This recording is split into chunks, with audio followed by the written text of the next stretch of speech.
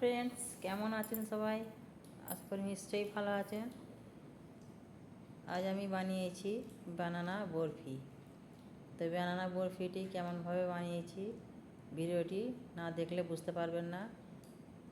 আশা করি ভিডিওটি স্কিপ না করে প্রথম থেকে শেষ পর্যন্ত দেখুন, আপনাদের অবশ্যই ভালো লাগবে।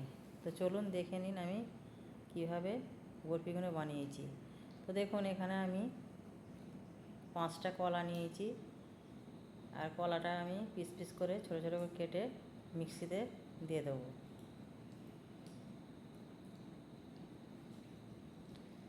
তা দেখুন, আমার সব কলা কাটা হয়ে গেছে। এটা মিক্সিতে দিয়ে একটা ঘন পেস্ট বানিয়েছি। দেখুন, এরকম ঘন হবে। তো দেখুন, এখানে আমি মেজারমেন্ট কাপে 1 কাপ নিয়েছি আটা, আর তারই একটু কম নিয়েছি আর একটা কাপে সুজি, আর তারই একটু কম নিয়েছি ঘি। মানে 4 ভাগে 3 ভাগ নিয়েছি সুজি, আর 3 ভাগে 2 ভাগ নিয়েছি ঘি। তো আমি কড়াইয়ে চুলায় একটা কড়া বসিয়েছি, আর দেখুন ঘিটা এতে দিয়ে দিয়েছি। ঘিটা আমার গরম হয়ে গেছে। এখানে আমি আটাগুলো ঘিতে দিয়ে দেবো। তো আটাগুলো ঘির সঙ্গে একটু ভালো করে ভেজে নেব।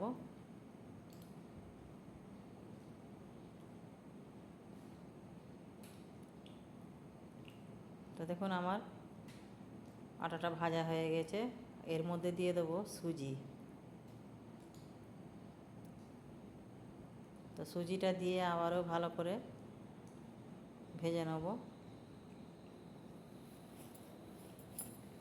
বন্ধুরা, পরিমাণগুলো ঠিক রাখবেন। আমি কি পরিমাণে কেমনভাবে করছি সেরকম পরিমাণেই করবেন।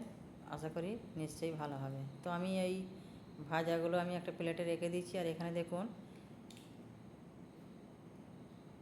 কড়াইয়ে একটু ঘি দিয়ে, আর এখানে ড্রাই ফ্রুট নিয়েছি, কাজু বাদাম আর কাঠবাদাম মানে আলমন্ড বাদাম। তো এইটা একটু হালকা করে ফ্রাই করে নেব। এটা আপনারা প্রথমেই করে নেবেন, আমার মনে ছিল না। এটা ভেজে আর ওই আটাটা ভাজবেন। তো আমি আটাটা তুলে রেখেছি, এটাকে ভেজে নিচ্ছি। এটা প্রথমে করলে ভালো হয়, তো আমি ভুলে গিয়েছিলাম। তো এই ভাজা বাদামগুলো তুলে নিয়েছি, আর এই কড়াই দিয়ে দিয়েছি সেই ভাজাগুলো, আটা ভাজা আর সুজি ভাজাটা। তো এর মধ্যে দিয়ে দেবো মিক্সিতে যে কলার পেস্টটা করেছিলাম, ওই কলার পেস্টটা দিয়ে দেবো। তো এই কলার পেস্টটা দিয়ে ভালো করে আটাটা ভালো করে নেড়ে নেব।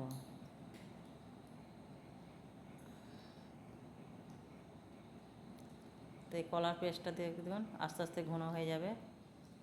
একদম চুলোর আঁচ একদম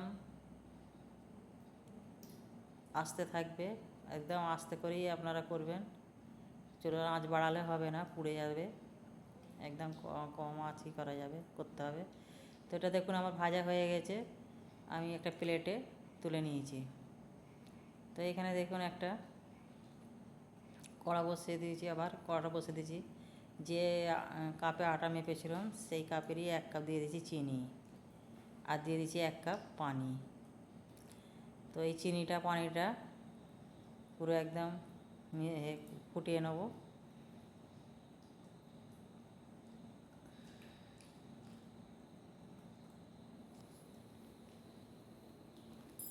দেখুন আমার চিনি পানিটা পুরো ফুটে গেছে, আর চিনিটাও মিলে গেছে পানির সঙ্গে। এখানে দিয়ে দিচ্ছি 4টে এলাচ।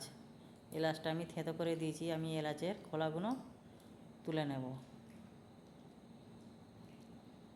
আর এখানে দিয়ে দেবো একদম 1 চিমটি কালার ফুড। এটা অপশনাল, না দিলেও হবে, কিন্তু দিলে একটা খুব সুন্দর ভালো ফ্লেভার আসবে। তো এটা দিয়ে ভালো করে আরও ফুটিয়ে নেব।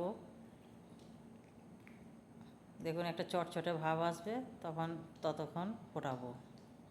খুব বেশি ফোটাবো না, একদম সামান্য চটচটে একটা ভাব আসবে। দেখুন আমার হয়ে গেছে। এর মধ্যেই দিয়ে দেবো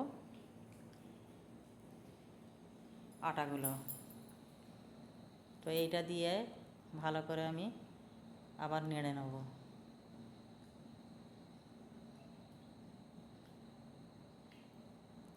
একদম হালকা আঁচে করবেন, আঁচটা জোর দিলে একদমই হবে না, হালকা লো ফ্লেমে করতে হবে।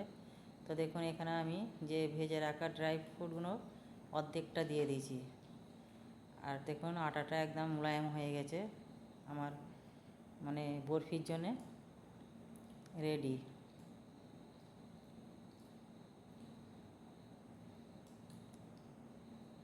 তো দেখুন আমার বরফির জন্য পুরো রেডি হয়ে গেছে।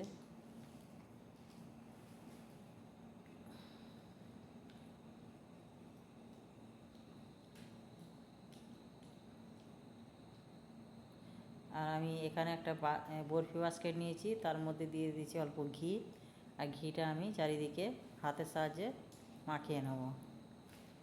তো আমার মাখানো হয়ে গেছে, এর মধ্যেই দিয়ে দেবো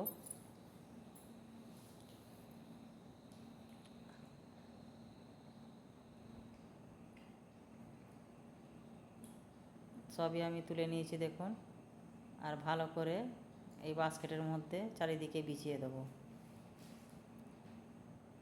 বন্ধুরা এই কলার বরফিটা একবার হলেও বানাবেন, খুবই সহজ আর খেতে দুর্দান্ত স্বাদ। আর আমি যে ড্রাই ফ্রুটটা বাকি ছিল সেই ড্রাই ফ্রুটটা তার উপরে দিয়ে দিয়েছি দেখুন।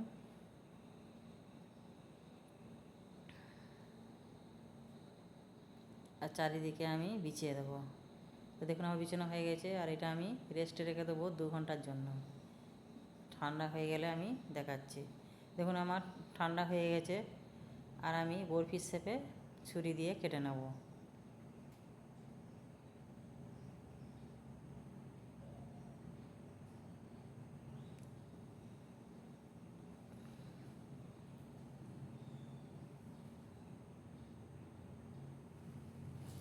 তো দেখুন আমার সব বরফি কাটা হয়ে গেছে, দেখুন আপনাদের তুলে দেখাচ্ছি, দেখুন কত সুন্দর হয়েছে দেখুন বরফিগুলো। তো বাড়িতে তো কলা খাওয়ার পরে 2-3টে তো বেঁচে পড়ে থাকে, সেই কলা দিয়ে আপনারা বানাবেন। আমার কাছেও তাই ছিল, আমি তো ওই কলাগুলো বরফি করে নিই। তো দেখুন আমার এই বরফিগুলো কত সুন্দর লাগছে দেখুন, একদম লোভনীয় লাগছে, একদম দোকানের মতো। তো বন্ধুরা আমার এই বানানা বরফিটা কেমন হয়েছে অবশ্যই কমেন্ট করে জানাবেন, আর চ্যানেলে নতুন থাকলেন চ্যানেলটি সাবস্ক্রাইব করে দেবেন, আর ভিডিওটি ভালো লাগলে লাইক করবেন, শেয়ার করবেন। তো দেখুন আমি একটা ভেঙে দেখাচ্ছি দেখুন, একদম নরম তুলতুলে, জাস্ট মুখে দিলেই মিলিয়ে যাবে, আর খেতে দুর্দান্ত স্বাদ। তো ফিরে আসছি নতুন একটি ভিডিও নিয়ে, ভালো থাকুন, সুস্থ থাকুন, আসসালামু আলাইকুম।